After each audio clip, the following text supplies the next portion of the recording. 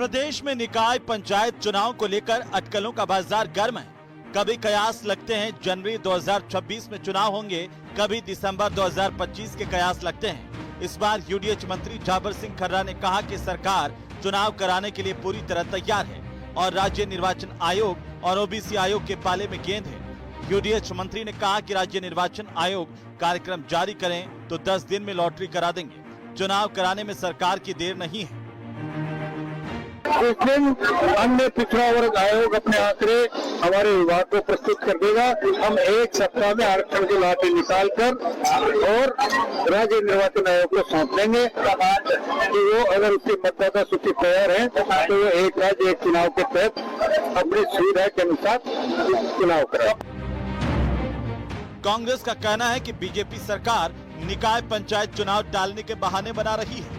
परिसीमन के नाम पर चुनाव नहीं टाले जा सकते हैं, लेकिन बीजेपी सरकार संवैधानिक प्रावधानों का उल्लंघन कर रही है। अब इन चुनावों को ये इनके बहाने बना करके टालने का काम किया जा रहा है और अब हद हो गई जब चुनाव के लिए गेंद ओबीसी आयोग और चुनाव आयोग के पाले में डाल दी। अरे जब बार बार घोषणा कर रहे थे कि नवंबर में करवा देंगे एक साथ चुनाव, दिसंबर में करा देंगे, फिर जनवरी की तारीख दी गई और अब गेंद ओबीसी आयोग के पाले में डाल दी। क्या जब घोषणा की थी तब यह जानकारी नहीं थी?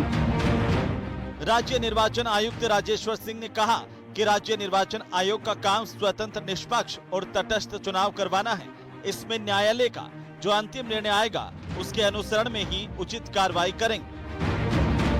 राज्य की पंचायती राज संस्थाएं हैं और जो नगरीय निकाय हैं उनके चुनाव जो है वो निष्पक्ष तरीके से, तटस्थ तरीके से, त्रुटिहीन तरीके से और पारदर्शी तरीके से जो है वो संपन्न हो।